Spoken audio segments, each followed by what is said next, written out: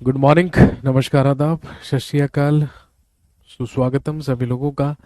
हार्दिक अभिनंदन। 11 बजकर ठीक 20 मिनट हुए हैं। तारीख आपको पता है, दिस इज 2 मई 2022। Class is absolutely live.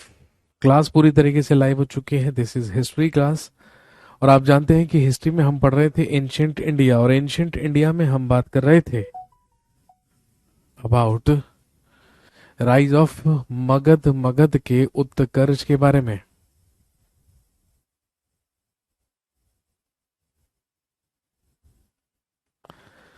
चलिए जी, जल्दी से मुझे बताइए लास्ट हम कहाँ तक पहुंचे थे, उसी के आगे से कहानी को आगे बढ़ाएंगे। Topic was rise of Magadh. हम पढ़ रहे थे मगध का उत्कर्ष, और मगध के उत्कर्ष में हम पढ़ रहे थे अबाउट प्री मौर्यन पीरियड या पूर्व मौर्य काल।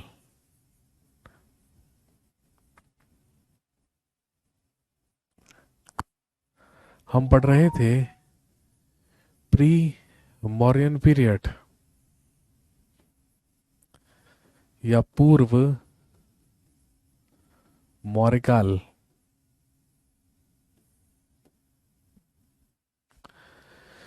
प्री मौर्यन पीरियड या पूर्व मौर्य काल, जिसमें हमने दो वंशों के बारे में बात की थी। सबसे पहले हमने डिस्कस किया था हरियंका डायनेस्टी या हरियक वंश, जिसका संस्थापक था बिंबिसार, और आखिरी शासक हुआ नागदशक। उसके बाद हमने बात की अबाउट शिशुनाग डायनेस्टी, शिशुनाग वंश के बारे में, और शिशुनाग वंश का संस्थापक हुआ शिशुनाग, जिसका अंतिम शासक हुआ नंदीवर्धन। और मैंने आपको बताया कि नंदीवर्धन का ही एक सचिव हुआ करता था, जिसके द्वारा नंदीवर्धन को सिंहासन से हटा दिया गया और मगध में एक और राजवंश की स्थापना हुई, जिसे हम नंदा डायनेस्टी, हेडिंग डाल लीजिए, जिसे हम जानते हैं नंदा डायनेस्टी या नंद वंश के नाम से। नंदा डायनेस्टी या नंद वंश 344 ईसा पूर्व से लेके 323 ईसा पूर्व तक, 344 ईसा पूर्व से लेके 323 ईसा पूर्व तक मगध में चला नंद वंश या नंदा डायनेस्टी।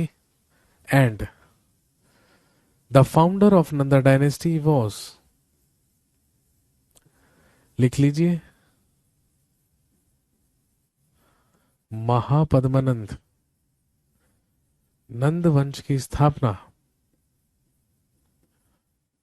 महापद्मनंद के द्वारा की गई। The founder of the founder of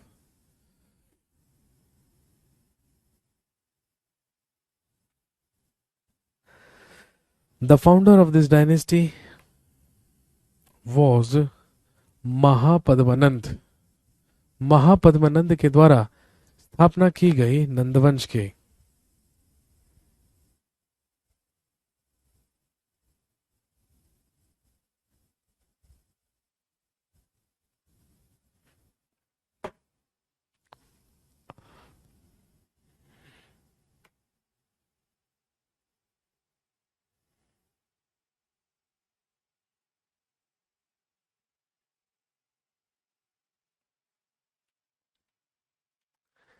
लिखिए, he had 8 sons.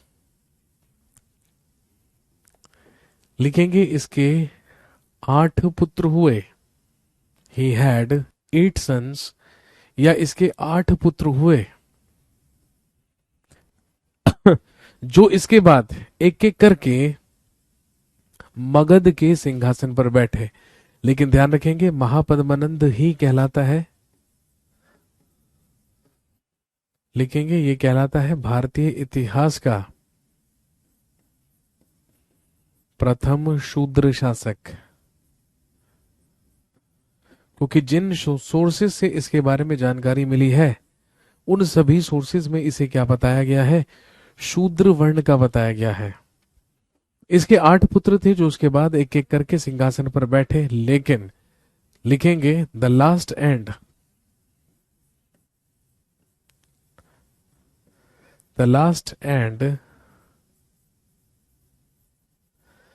The greatest ruler of this dynasty was his eighth son. लिखिए इस वंश का अंतिम एवं महानतम शासक इसका आठवां पुत्र हुआ, जिसे हम जानते हैं घनानंद के नाम से।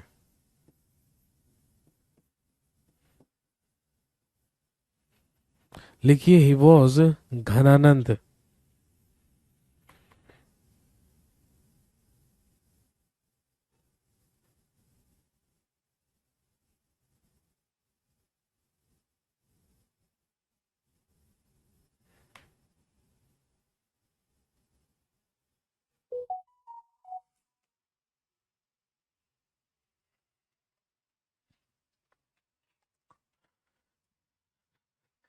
इस वंश का अंतिम शासक हुआ घनानंद, और आप जानते हैं घनानंद के ही शासनकाल में 326 बीसी में 326 ईसा पूर्व में हुआ इन्वेजन ऑफ, लिख लीजिए अलेक्जेंडर या सिकंदर का आक्रमण।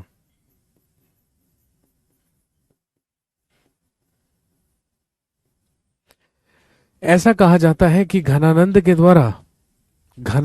द्वारा अपनी जनता पर अत्यधिक कर लगा देने की वजह से इसकी जो जनता थी वो इससे बेहद असंतुष्ट हुई। इसी का लाभ उठाया चंद्रगुप्त मौर्य ने, और हम जानते हैं कि चंद्रगुप्त मौर्य ने अपने गुरु चाणक्य की मदद से घनानंद की हत्या करके मगध के सबसे बड़े राजवंश की स्थापना की, जिसे हम मौर्य वंश के नाम से जानते हैं। लिखेंगे इन 323 बीसी 323 ईसा पूर्व में। लिखिए इन 323 बीसी 323 ईसा पूर्व में he was killed by Chandragupta Maurya. He was killed by Chandragupta Maurya with the help of Chanakya. लिखेंगे इसकी हत्या चाणक्य की मदद से चंद्रगुप्त मौर्य के द्वारा की गई। इसकी हत्या चाणक्य के द्वारा चंद्रगुप्त मौर्य के द्वारा की गई। लिखेंगे who founded Maurya dynasty in Magadh, जिसने मगध में मौर्य वंश की स्थापना की। Who founded Maurya dynasty in Magadh, जिसने मगध में मौर्य वंश की स्थापना की।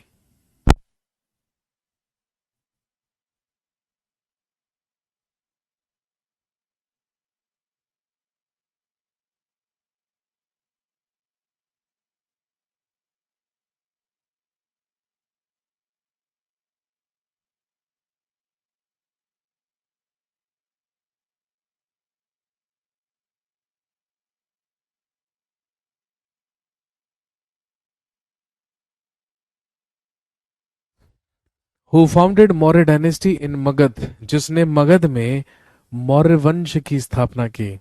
लेकिन मौर्य वंश की स्थापना होने से पहले प्री मौर्यन पीरियड में दो विदेशी आक्रमण हो चुके थे। सबसे पहले उनके बारे में बात करते हैं। हेडिंग डालिए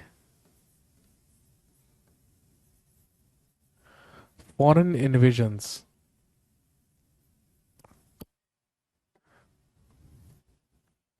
या फॉरेन इन्वेजन या विदेशी आक्रमण। फॉरेन इन्वेजन्स या विदेशी आक्रमण।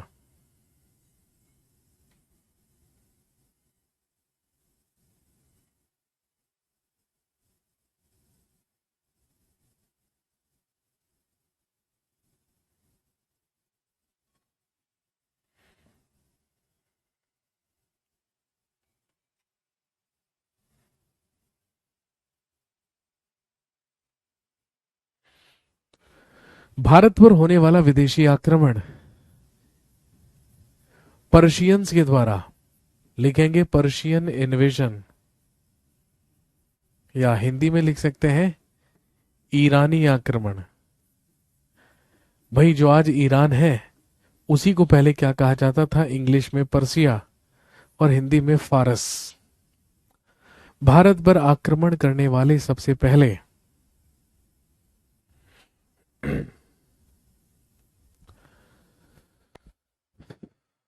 भारत पर आक्रमण करने वाले सबसे पहले विदेशी या सबसे पहले फॉरेनर हुए पर्शियन से, यानी कि ईरानी लोग।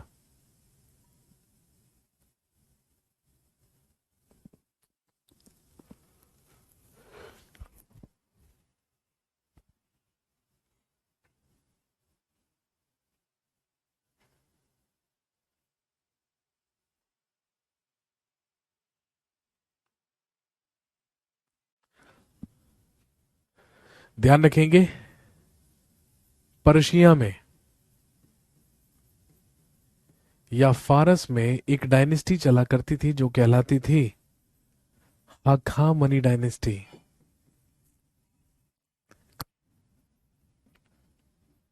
या हखामनी वंश। और इसी हखामनी वंश का शासक संस्थापक हुआ करता था जिसका नाम था साइरस। और इसी साइरस का ही एक उत्तराधिकारी बना जिसका नाम था डेरियस फर्स्ट, जिसका नाम था डेरियस फर्स्ट या डेरियस प्रथम। हिंदुस्तानी इतिहासकार इसी को कहते हैं दारा प्रथम।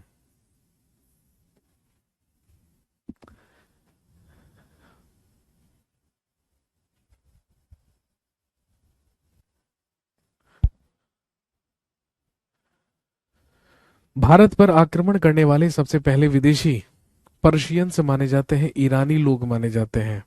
ठीक है, ध्यान रखेंगे। पर्शिया या फारस में ही एक वंश हुआ करता था जो कहलाता था हक्कामनी डायनेस्टी या हक्कामनी वंश, जहां का शासक हुआ करता था साइरस।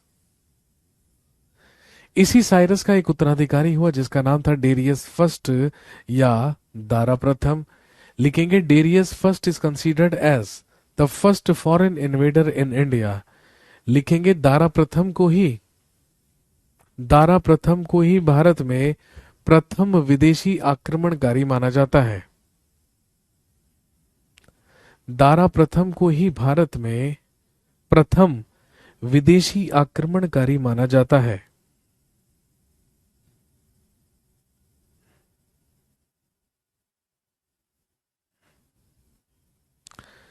लिखेंगे ही इन्वेडेड इंडिया। लिखेंगे he invaded India in about 518 BC. लिखेंगे इसने लगभग 518 ईसा पूर्व में भारत पर आक्रमण किया।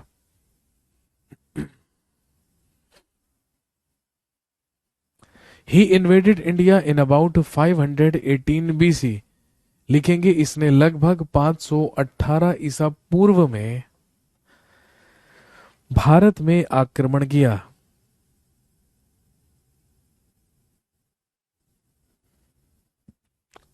और इस बारे में जानकारी हमें एक अभिलेख से मिलती है जो कहलाता है बेहिस्तून इंस्क्रिप्शन।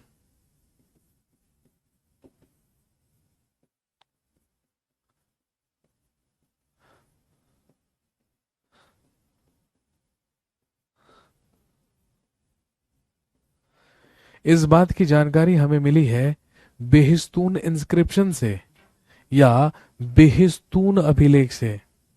और ध्यान रखेंगे बेहिस्तून अभिलेख से ही हमें जानकारी मिलती है कि जब डेरियस फर्स्ट या दारा प्रथम ने भारत पर आक्रमण किया था तो इसने सिंध और गांधार प्रदेश पर अधिकार किया था। तो डेरियस प्रथम या दारा प्रथम के द्वारा सिंध और गांधार क्षेत्र पर अधिकार करने की जो पुष्टि है या जो साक्ष्य है वो हमें कहां से मिलते हैं? बेहिस्तून अभिलेख से।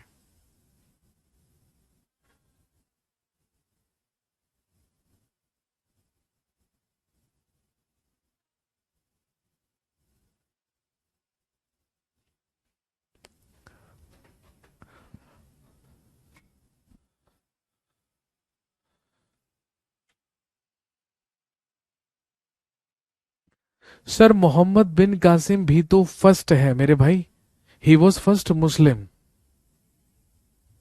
है ना, he was first Muslim who invaded India. Now we are talking about first foreigner. हम बात कर रहे हैं भारत पर सबसे पहले विदेशी आक्रमण के बारे में। तो भाई देखो, वैसे तो दारा प्रथम डेरियस फर्स्ट भी विदेशी है और मोहम्मद बिन कासिम भी विदेशी है, लेकिन मोहम्मद बिन कासिम 712 ईस्वी में आया था and he was first Muslim who invaded India. वो भारत पर अटैक करने वाला पहला मुसलमान था, प्रथम मुस्लिम था। यहां पर हम बात कर रहे हैं पहला विदेशी, चाहे वो किसी भी धर्म किसी भी कम्युनिटी का हो। तो ईरान में हखामनी वंश के ही संस्थापक साइरस का एक उत्तराधिकारी डेरियस फर्स्ट दारा प्रथम भारत में आक्रमण करने वाला पहला विदेशी माना जाता है। यह आक्रमण लगभग 518 ईसा पूर्व में हुआ।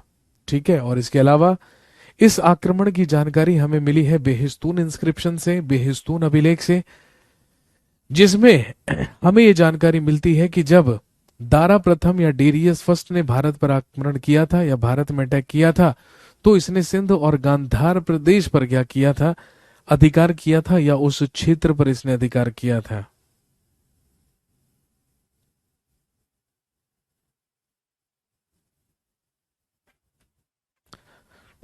जैसे ही भारत पर सबसे पहला फॉरेन इन्वेजन हुआ, सबसे पहला विदेशी आक्रमण हुआ, तो स्वाभाविक सी बात है ईरान और भारत के बीच में व्यापार की क्या हुई, शुरुआत हुई। लिखेंगे आफ्टर दिस इन्वेजन, इस आक्रमण के बाद लिखेंगे Indo Persian trade, Indo Persian trade was started. लिखेंगे भारत और ईरान के बीच व्यापार की शुरुआत हुई, Indo Persian trade was started. Bharat और ईरान के बीच व्यापार की शुरुआत हुई।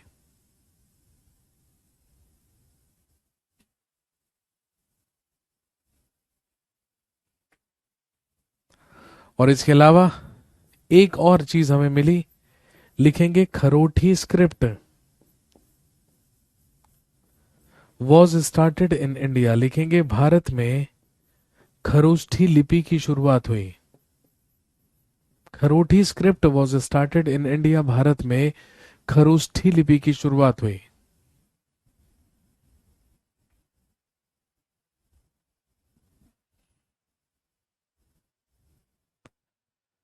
और ध्यान रखेंगे खरोष्ठी लिपि को लिखा जाता था, लिखेंगे इसे दाएं से बाएं की ओर लिखा जाता था, इसे दाएं से बाएं की ओर लिखा जाता था। दाएं से बाएं की ओर लिखी जाने वाली लिपि कहलाती थी खरोष्ठी लिपि। आगे इसका जिक्र होगा, क्योंकि अशोक के जो अभिलेख हैं, जिन्हें भारत में सबसे पुराने अभिलेख माना जाता है, वो मुख्य तौर पर हमें ब्राह्मी लिपि और खरोष्ठी लिपि में ही मिले हैं।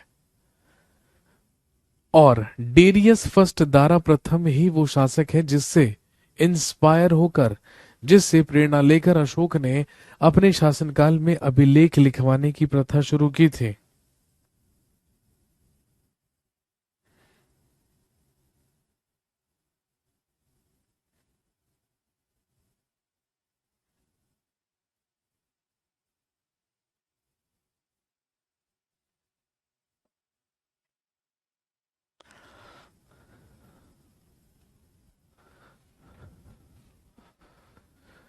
लेकिन ईरानियों के बार बार भारत में आने जाने से अब यूनानियों को भी भारत के बारे में पता चल चुका था, और यूनानी भी ये समझ चुके थे कि जो इंडिया है, जो भारत है, वो एक महत्वपूर्ण जगह है। और ध्यान रखेंगे इसके बाद भारत पर होने वाला जो दूसरा विदेशी आक्रमण था,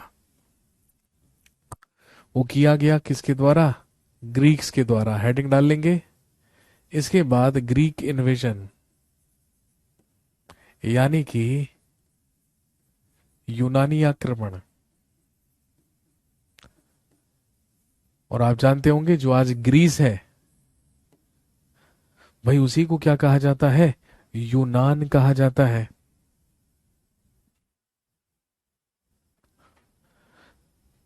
सर खरोष्टी स्क्रिप्ट कहाँ की थी भैया? पर्शिया से आई है, ईरान से आई है खरोष्टी लिपि।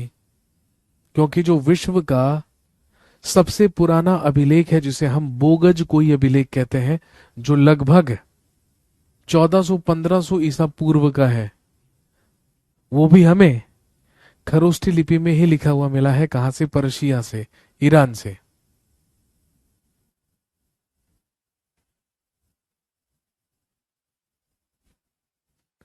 ग्रीक इन्वेजन, यूनानी आक्रमण।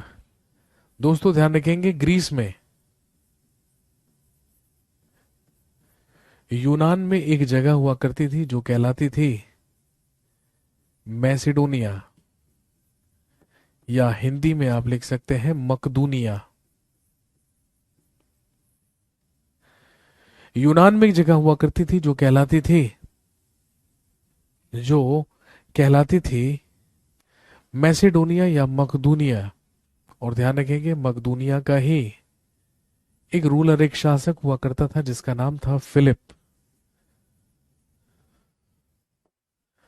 जिसका नाम था फिलिप। और ध्यान रखेंगे, इसी फिलिप इसी फिलिप का बेटा हुआ अलेक्जेंडर द ग्रेट या सिकंदर महान। और भारत पर जो दूसरा विदेशी आक्रमण हुआ, वो किया ही किसने? आप सब जानते हैं, अलेक्जेंडर ने या सिकंदर ने।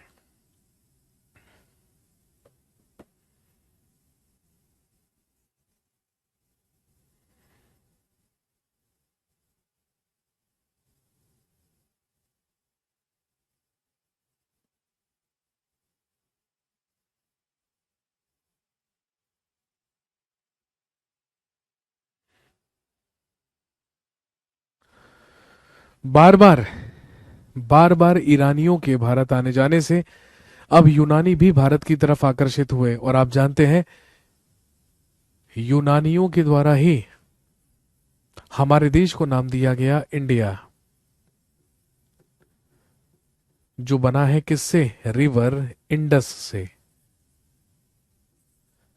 भाई आप सब जानते हैं, हमारी सिंधु नदी को इंडस नदी किसने कहा? यूनानियों ने। और इंडस से ही हमें नाम मिला है इंडिया।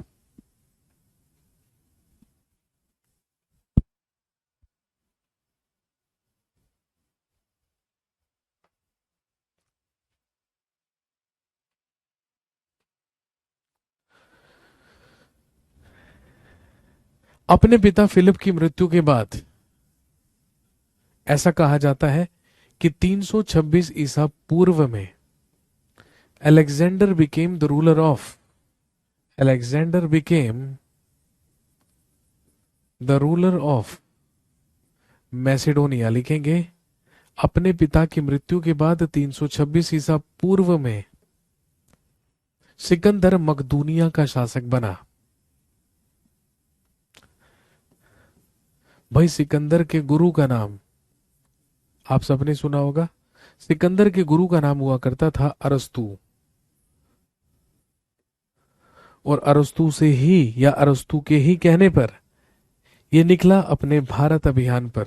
और जब ये भारत अभियान के लिए निकला, तो काबुल, कंधार, हेरात और जेड्रूसिया के रास्ते होते हुए ये खैबर दर्रे से भारत में प्रवेश करता है। इसने प्रवेश कहां से किया था?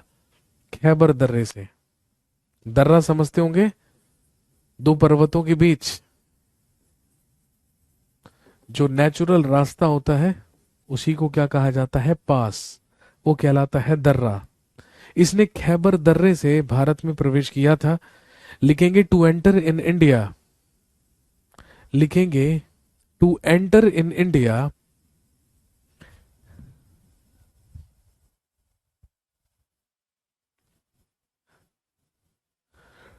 To enter in India, Bharat में प्रवेश करने के लिए, लिखेंगे he destroyed Persia and defeated. लिखिए, ही डिस्ट्रॉयड पर्शिया एंड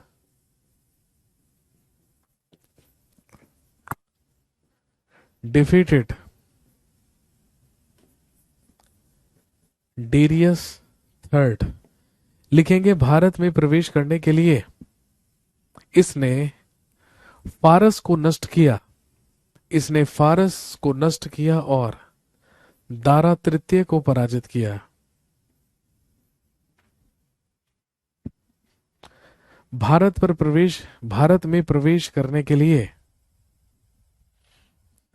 इसने फारस को नष्ट किया और दारा तृतीय को पराजित किया। और ध्यान रखेंगे या लिखेंगे काबुल और कंधार के बीच में ही फाउंडेड अ सिटी नेम्ड सिकंदरिया। इसने काबुल और कंधार के बीच सिकंदरिया नामक शहर की स्थापना की।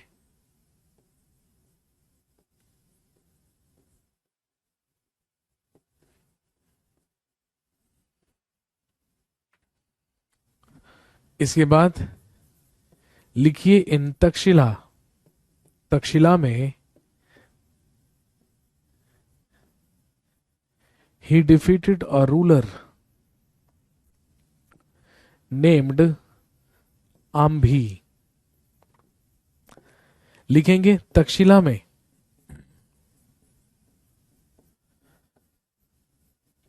में इसने आम्भी नामक शासक को पराजित किया।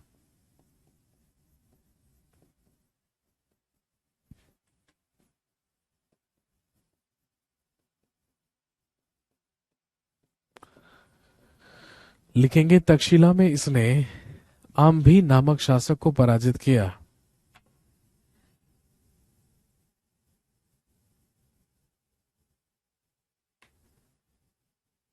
तक्षशिला में इसने आम्भी नामक शासक को पराजित किया।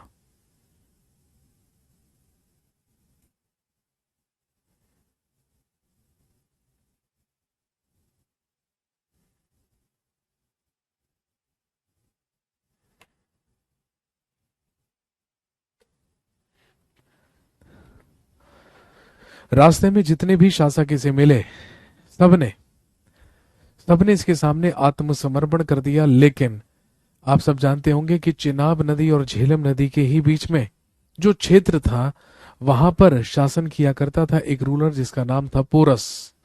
उस पोरस ने इसके सामने आत्मसमर्पण नहीं किया, इसीलिए 326 बीसी में ही एक युद्ध लड़ा गया जो कहलाता है बैटल ऑफ हाइडेस्पीस या बैटल ऑफ वितस्ता। यूनानियों ने वितस्ता या झेलम नदी को ही क्या कहा? हाइडेस्पीस। भाई आप जानते होंगे झेलम नदी का ही पुराना नाम क्या है? वितस्ता। उसी नदी के किनारे लड़ा गया हाइडेस्पीस का युद्ध या वितस्ता का युद्ध जो हुआ बिटवीन अलेक्जेंडर एंड पोरस, जो अलेक्जेंडर और पोरस के बीच हुआ, जिसमें अलेक्जेंडर डिफीटेड पोरस। पौरव वंश का राजा हुआ करता था पोरस।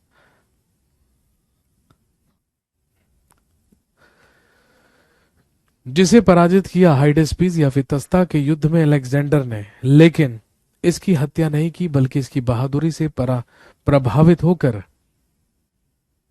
इसे जीवन दान दिया अलेक्जेंडर ने। और ध्यान रखेंगे आफ्टर दैट लिखिए ही फाउंडेड 2 सिटीज। इसके बाद सिकंदर ने 2 शहर बसाए। पहला से शहर अपने घोड़े के नाम पर जिसका नाम था बुकाफेला। सिकंदर के द्वारा 2 शहर बसाए गए, एक कहलाता था बुकाफेला। और ध्यान रखेंगे बुकाफेला ही सिकंदर के घोड़े का नाम था। और दूसरा कहलाता था विजयनगर। दूसरा शहर कहलाता था विजयनगर या निकैया। और ध्यान रखेंगे निकैया शहर की स्थापना किस वजह से की थी? लिखेंगे पोरस पर विजय के उपलक्ष्य में।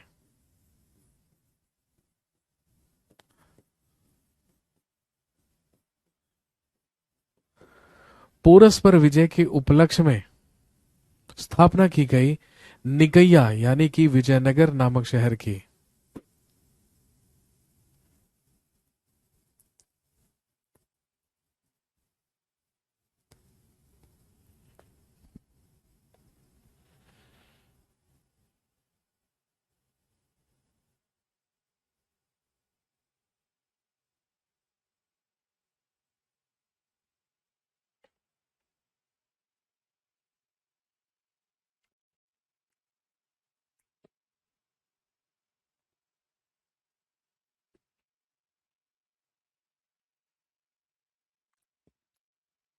इसके बाद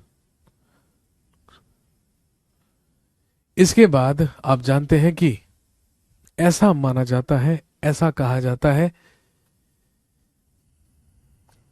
कि अपने विजय अभियान के बीच में ही सिकंदर की तबीयत बिगड़ी, और जब सिकंदर की तबीयत बिगड़ी तो सिकंदर अपने ही सेनापति जिसका नाम था सेलुकस निकेटर, अपने जीता हुआ सारा का सारा क्षेत्र उसे सौंपकर वापस लौट गया। कहां पर? बेबीलोन। लिखेंगे इसके बाद ही रिटर्न्ड टू बेबीलोन। इसके बाद ये बेबीलोन वापस लौट गया। आज ये कहां पर है? इराक में। और यहीं पर in 323 BC at the age of 33 years, लिखेंगे Sikandar died in Babylon. Sikandar की बेबीलोन में मृत्यु हुई। सिकंदर डाइड इन और Alexander died in Babylon. Sikandar की मृत्यु बेबीलोन में हुई। सर विक्रम संवत की शुरुआत किसने की थी? मेरे भाई विक्रम संवत की शुरुआत, ठीक है, 57 BC में विक्रमादित्य के द्वारा की गई थी। या तो ऑप्शन में मिलेगा विक्रमादित्य, विक्रमादित्य ना मिले तो विक्रमजीत मिलेगा।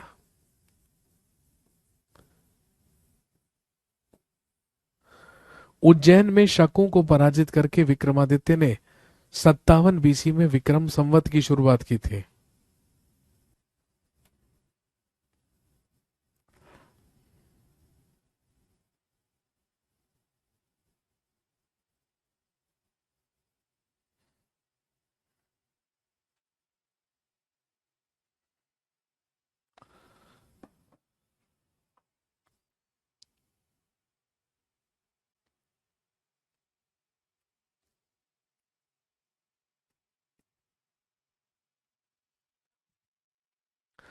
तो भाई ध्यान रखेंगे, सिकंदर एक ऐसा शासक माना जाता है। सर पोरस के बारे में नहीं पढ़ना है? जी नहीं, बिल्कुल नहीं पढ़ना है, कोई जरूरत नहीं है। हमें तो भारत पर होने वाले विदेशी आक्रमण के बारे में पढ़ना है।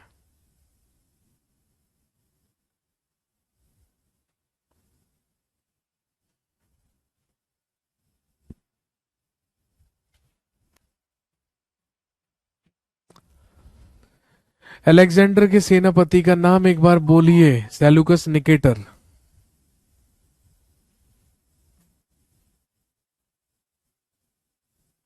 सिकंदर एकमात्र, अलेक्जेंडर एकमात्र ऐसा शासक माना जाता है जिसका जन्म, मरण और अंतिम संस्कार अलग अलग महाद्वीपों में हुआ। कहने का मतलब, यदि हम इसके जन्म के बारे में बात करें तो अभी मैंने आपको बताया इसका जन्म हुआ कहां पर? मैसेडोनिया यानी कि ग्रीस, यूनान, जो कि कहां पर है? यूरोप में। इसकी डेथ कहां पर हुई? बेबीलोन में, जो कि कहां पर है? एशिया, इराक में। और इसे दफनाया गया, इसकी कब्र है कहां पर? सिकंदरिया, जो कि कहां पर है? अफ्रीका कॉन्टिनेंट में।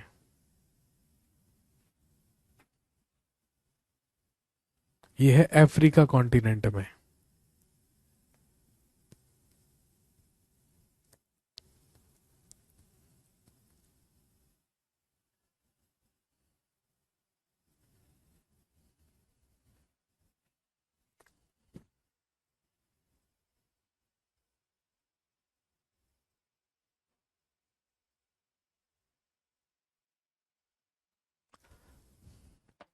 इसके बाद हेडिंग डाल लीजिए,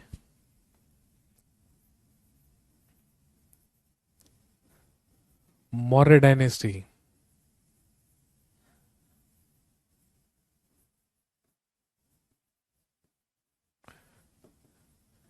इसके बाद लिखिए मौर्य डायनेस्टी या मौर्य वंश लगभग 323 ईसा पूर्व से लेके 185 ईसा पूर्व तक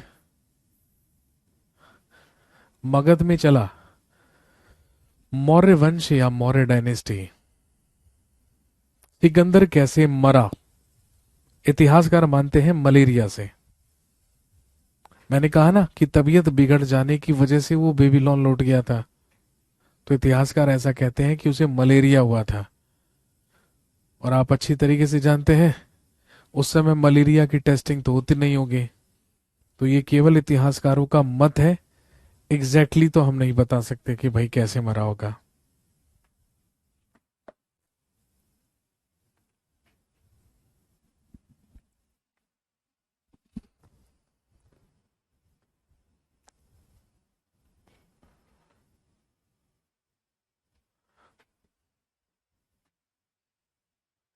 इसके बाद मौर्य डायनेस्टी या मौर्य वंश। मौर्य वंश को शुरू करने से पहले हम जानेंगे सबसे पहले उन सोर्सेस के बारे में, उन स्रोतों के बारे में जहां से हमें मौर्य काल के बारे में जानकारी मिलती है। तो सबसे पहले लिखेंगे मौर्य वंश के बारे में जानकारी के सोर्सेज या स्रोत। किन किन सोर्सेज से हमें मौर्य वंश के बारे में जानकारी मिलती है? सबसे पहले लिखिए लिटरेरी सोर्सेस,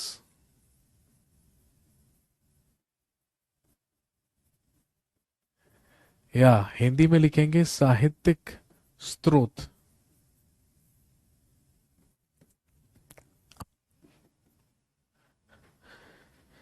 लिटरेरी सोर्सेज या साहित्यिक स्रोत।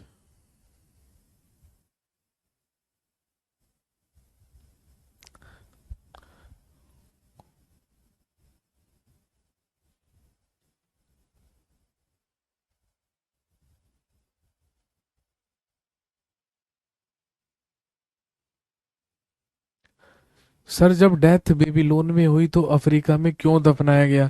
भाई मैं उसके अंतिम संस्कार में नहीं गया था, हाउ वुड आई नो?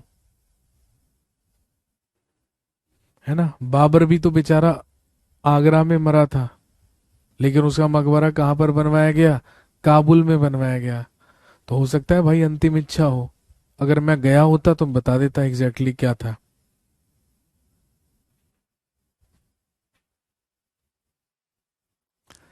चलिए जी, मौर्य वंश के बारे में जानकारी का हमारे पास सबसे इंपॉर्टेंट सोर्स है, लिखेंगे अर्थशास्त्र। मौर्य वंश के बारे में जानकारी हमें मिलती है कहां से? अर्थशास्त्र से। और आप जानते हैं अर्थशास्त्र की रचना चाणक्य के द्वारा की गई थी।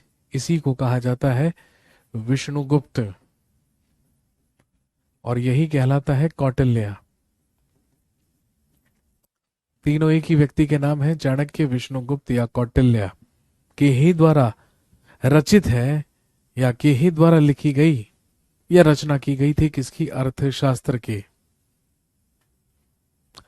और आप जानते हैं ये है अर्थशास्त्र, लेकिन इसका जो सब्जेक्ट है वो पॉलिटिकल है, या आप कह सकते हैं कि ये एक राजनैतिक विषय है।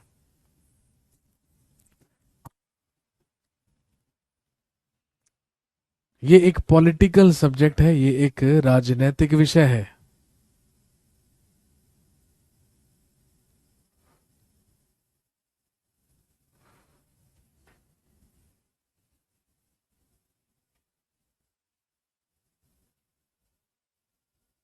इसके अलावा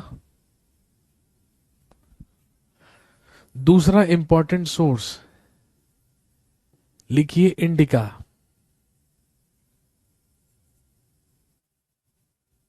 दूसरा सोर्स है इंडिका, जिसकी रचना की थी मैगस्थनीज ने।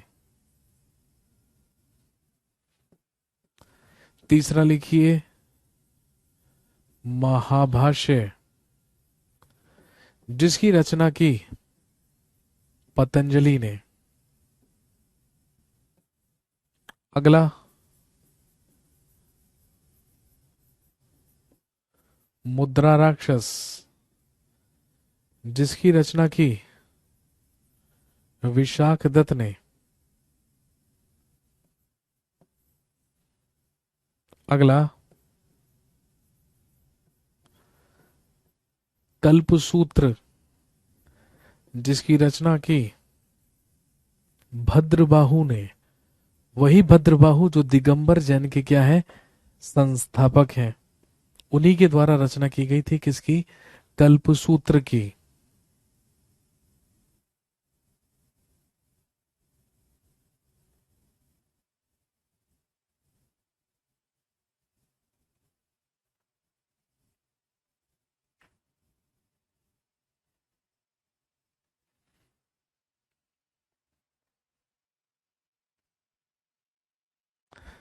और इसके अलावा एक लिख लीजिए, कथा सरित सागर। कथा सरित सागर, जिसकी रचना सोमदेव के द्वारा की गई। ये वो कुछ इंपॉर्टेंट सोर्सेज हैं जहां से हमें मौर्य काल के बारे में जानकारी मिलती है। सर, भारत का नेपोलियन किसको कहा जाता है? बेटे वो पूछो ना क्वेश्चन जिसका आंसर आपको नहीं पता हो। इसका तो आपको आंसर पता है कि समुद्रगुप्त को कहते हैं भारत का नेपोलियन। और उसके बारे में तो हम तब पढ़ेंगे जब हम गुप्त काल पर पहुंचेंगे। अभी तो हम मौर्य काल पर हैं।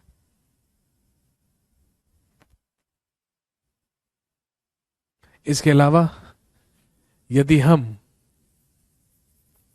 आर्कियोलॉजिकल सोर्सेस के बारे में बात करें, एक होते हैं साहित्यिक स्रोत, एक होते हैं पुरातात्विक स्रोत, आर्कियोलॉजिकल सोर्सेस। और यदि आर्कियोलॉजिकल सोर्सेस के बारे में हम बात करें, सर भद्रबाहु चंद्रगुप्त के एक गुरुजी का भी तो नाम था बेटे, उन्हीं के बारे में बात हो रही है। तभी तो मैंने कहा दिगंबर जैन के संस्थापक। थर्ड नंबर पर क्या है, महाभाष्य, जिसकी रचना की है पतंजलि ने। सिक्स्थ नंबर पर है कथा सरित सागर, जिसकी रचना की है सोमदेव ने। फोर्थ नंबर पे है मुद्रा राक्षस, जिसकी रचना की है विशाख दत्त ने।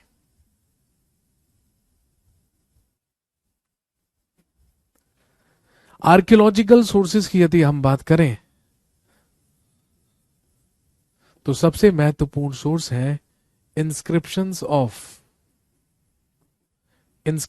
ऑफ अशोका, या हिंदी में लिखेंगे अशोक के अभिलेख।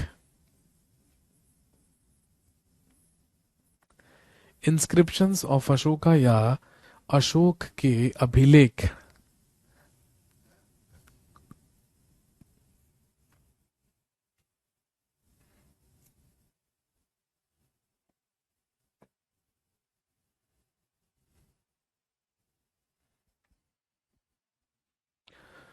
और आप भली भांति जानते होंगे, भारत में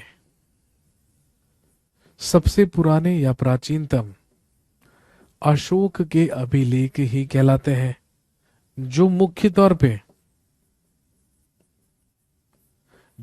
तौर पर ब्राह्मी लिपि और खरोष्ठी लिपि में लिखे हुए मिले हैं। हालांकि इसके अलावा यूनानी और आर्मेइक लिपि में भी अशोक के अभिलेख लिखे हुए मिलते हैं, लेकिन मुख्य रूप से और सबसे ज्यादा मात्रा में वो ब्राह्मी लिपि और खरोष्ठी लिपि में ही प्राप्त हुए हैं। और ध्यान रखेंगे, अशोक के अभिलेखों को पढ़ने का काम सबसे पहले 1837 में जेम्स प्रिंसेप के द्वारा किया गया था। और ये जो अशोक के अभिलेख हैं, इन्हें हम तीन कैटेगरीज में क्या कर सकते हैं, डिवाइड कर सकते हैं। इसकी तीन श्रेणियां हैं। और वो तीन श्रेणियां कौन कौन सी हैं? सबसे पहले कहलाते हैं रॉक एडिक्ट्स, यानी कि शिलालेख।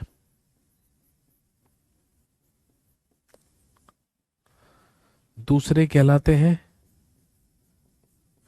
पिलर एडिक्ट्स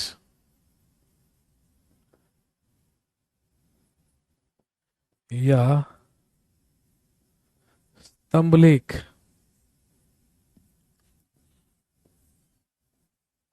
और तीसरे कहलाते हैं केव एडिक्ट्स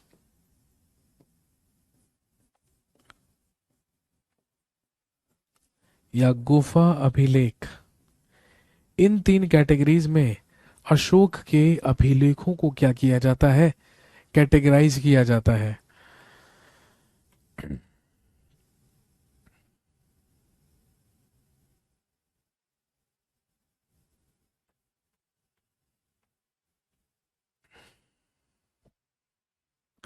और जो शिलालेख होते हैं, जो रॉक एडिक्ट्स होते हैं, वो भी दो भागों में विभाजित है। एक कहलाते हैं दीर्घ शिलालेख, एक कहलाते हैं लघु शिलालेख। बिल्कुल ऐसे ही स्तंभ लेख भी दो प्रकार के हैं, एक कहलाते हैं दीर्घ स्तंभ लेख और एक कहलाते हैं लघु स्तंभ लेख। तो अशोक के अभिलेखों के बारे में हम तब बात करेंगे जब हम एम्परर अशोका के बारे में पढ़ेंगे। आप जानते हैं मौर्य वंश की स्थापना चंद्रगुप्त मौर्य के द्वारा की गई थी। उसके बाद चंद्रगुप्त मौर्य का उत्तराधिकारी उसका पुत्र बिंदुसार हुआ। बिंदुसार के बाद शासक बना अशोका, अशोका द ग्रेट। और आप जानते हैं भारत के इतिहास में सबसे महान शासक ही किसे माना जाता है, अशोका द ग्रेट या एम्परर अशोका को माना जाता है। जेम्स के बाद क्या लिखा है, James Prinsep. James Prinsep board से देख देख के उतारने की इतनी गंदी आदत पड़ चुकी है ना कि आप लोगों ने सुनना बंद कर दिया है। बेटे नाम सुना भी तो जाता है। मैंने कहा जेम्स प्रिंसेप, तो आप ध्यान से सुनते क्यों नहीं।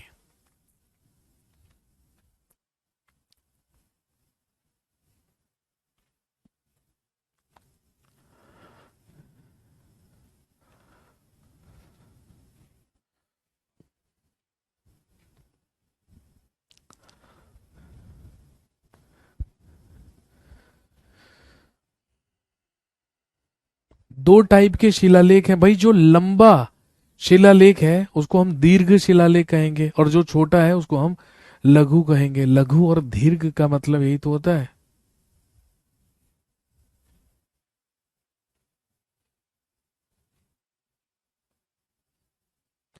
तीन वाली लाइन में लिखा है महाभाष्य और राइटर लिखा है पतंजलि।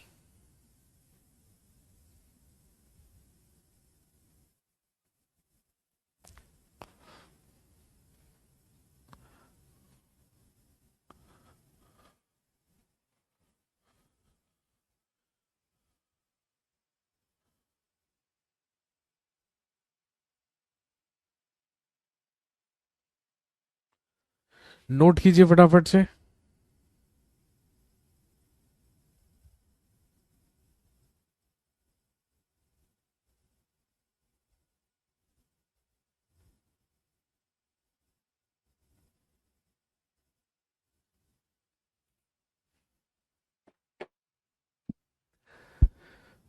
पांच नंबर पे है कल्प सूत्र, जिसकी रचना की है भद्रबाहु ने। पहला है अर्थशास्त्र चाणक्य, इंडिका मेगास्थनीज, महाभाष्य पतंजलि। उसके बाद है मुद्रा राक्षस विशाख दत्त। उसके बाद है कल्प सूत्र भद्रबाहु और फिर लास्ट में है कथा सरित सागर, मतलब कि सोमदेव द्वारा रचित। ठीक है, चलिए आज की कहानी को यहीं तक रखेंगे। मौर्य वंश के शासकों के बारे में, रूलर्स के बारे में कल से शुरू करेंगे। तो कल हम शुरुआत करेंगे चंद्रगुप्त मौर्य से। Thank you very much, have a nice day.